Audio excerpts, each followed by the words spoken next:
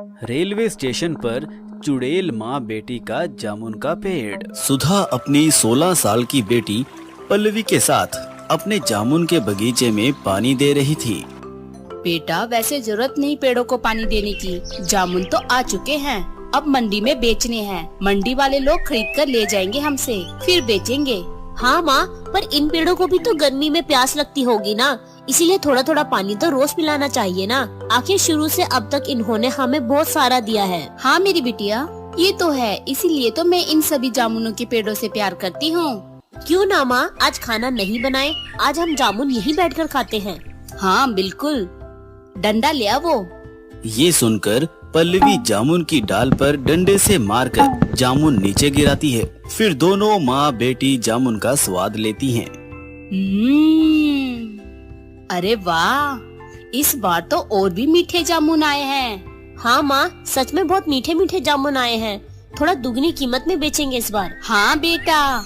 दरअसल मध्यम वर्ग की सुधा अपने पति के जाने के बाद अकेले ही बेटी को पाल रही थी, वो भी 4-5 जामुन के पेड़ के सहारे। उन जामुनों को तोड़कर मंडी में बेचा करती थी। फिर धीरे धीरे मंडी के लोग उससे 10-20 किलो के जामुन अकेले खरीदकर खुद बेचने लग गए। खैर कुछ देर बाद सुधा के ग्राहक जामुन लेने आते हैं।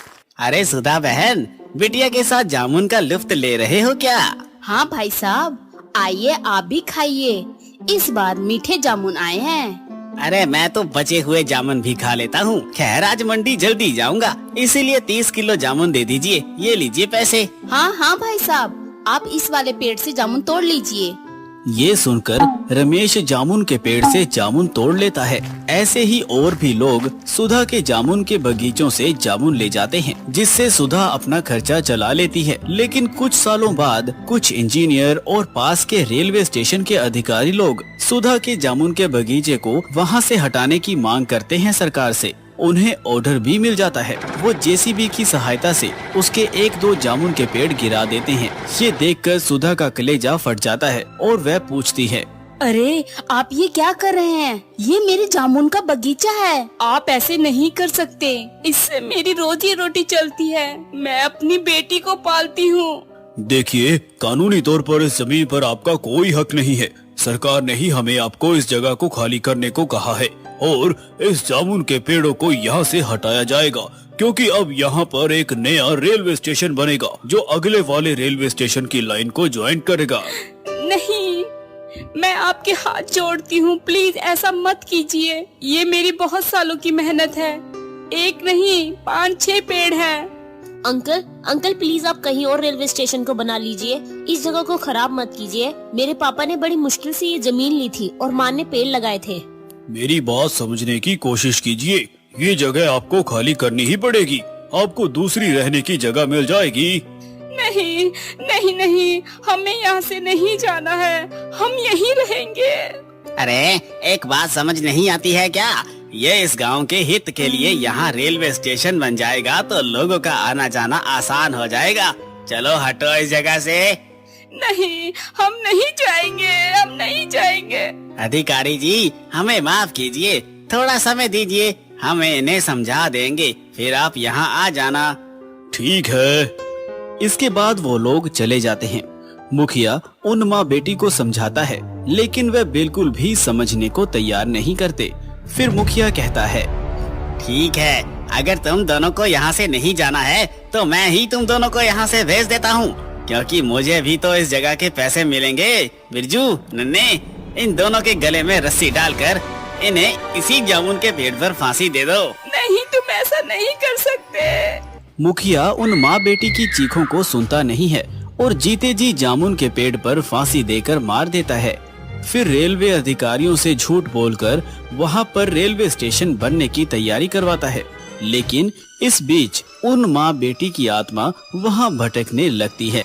रेलवे स्टेशन बनने के बाद अक्सर उस ट्रेन में सफर करने वाले लोगों की मौत हो जाया करती थी और अपनी जादुई शक्तियों से माँ बेटी ने एक उखड़े हुए जामुन के पेड़ को अभी भी रेलवे स्टेशन पर जिंदा कर रखा था, जिससे वह रेलवे स्टेशन भूतिया रेलवे स्टेशन बन गया था। चुड़ैल माँ बेटी आसपास के लोगों को मारकर उसे जामुन के पेड़ पर लटका दिया करते थे। फिर शाम को मुखिया रेलवे स्टेशन पर ट्रेन की सवारी करके उतरता है और दोनों चुड़ैल माँ बेटी आकर कहती हैं, आ गया मुखिया। पैसों के लिए इसने मुझे और मेरी बेटी को बेरहमी से फांसी में लटका के मार दिया। अब इसकी बारी है। माँ, इसकी जान तो मैं लेना चाहती हूँ। तभी पल्लवी मुखिया का गिरेबान पकड़कर उसे बार बार जमीन पर पटकती है। कौन है जो मुझे मार रहा है? तेरी मौत है जो आज तुझे लेने आई है। भूल गया क्या? पहचाना नहीं हम दोनों को? छोड़ दो, मुझे छोड़ दो। मैं मरना नहीं चाहता, मुझे माफ कर दो। पैसों की लालच में ऐसा करना पड़ा मुझे।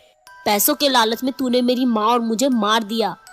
पता भी है मेरे माता पिता का कितना खून पसीना लगा था इस जामुन के पेड़ को बड़ा करने में, और तूने हम दोनों को फांसी पर लटका दिया। अब तू भी ऐसे ही मरेगा। चुड़ैल पल्लवी अपनी माँ के मौत का बदला लेकर उसके गले में वैसे ही डाल देती है, उसे जमीन पर घसीटती है और फिर उस जामुन के पेड़ पर लटका देती है, जहाँ उसकी मौत हो जाती है। उसके बाद गांव में और भी लोगों की मौत होने लगती है, जिससे लोग घबरा जाते हैं। वहीं एक शाम बिरजू और नन्हे ट्रेन से उतरकर उस जामुन के पेड़ के पास से गुजरते हैं। अरे वाह, इतने बड़े बड़े मीठे जामुन। नन्हे, क्यों न हम इसे खा ले? हो चलो खाते हैं, बड़े टाइम से जामुन नहीं खाए। एक सुधा ही थी जो जामुन के पेड़ उगाती थी। अब जैसे ही तुम दोनों जामुन खाओगे, खाते ही तुम्हारा शरीर नीला पड़ जाएगा और फिर तुम जामुन बन जाओगे। चुड़ैल के ये कहते ही वो दोनों जामुन खाते ही मर जाते हैं और एक जामुन का रूप ले लेते हैं, जिसे दोनों माँ बेटी जामुन के पेड़ पर लगा देती हैं। ऐसे ही और लोगों को भी हमें जामुन के पेड़ पर लगाना है, कोई नहीं बचेगा। बड़े आए थे रेलवे स्टेशन बनाने वाले। इस तरह दोनों चुड़ैल माँ बेटी रेलवे स्टेशन के लोगों को भी जामुन खिलाकर मार दिया करती थी। गांव की एक बुढ़िया मुखिया के गायब होने से भी काफी ज्यादा चिंतित हो जाती है, इसीलिए वह तांत्रिक के पास जाती है, उसे सब कुछ बताती है। फिर तांत्रिक कहता है, ओम ह्रीम क्रीम चामुंडाय विच्चै नमः। बुढ़िया माई, तुम चिंता मत करो, मैं उन दोनों चुड़ैल माँ बेटी को यहाँ लेकर आया हूँ। बहुत नाक में दम कर रखा है उन्होंने, सब ठीक हो जाएगा।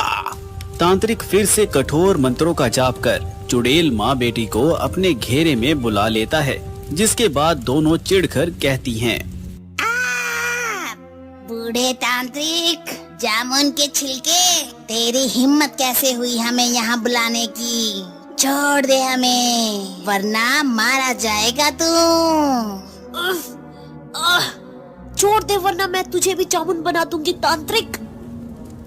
बहुत लोगों को परेशान कर लिया तुम चुड़ैल माँ बेटी ने, अब तुम्हारा अंत निश्चित है। इस त्रिशूल के आगे कुछ भी नहीं तुम दोनों। नहीं नहीं नहीं, ऐसा हो नहीं सकता। तांत्रिक अपना पवित्र शिव त्रिशूल लेकर उन दोनों माँ बेटी पर वार कर देता है, जिसके बाद वह भस्म हो जाती हैं और उनका जामुन पेड़ भी। तत्पश्चात गांव वाले उन दोनों चुड़ैल माँ बेटी के प्रकोप से अवज्ञ हो जाते हैं और खुशी खुशी रहने लगते हैं।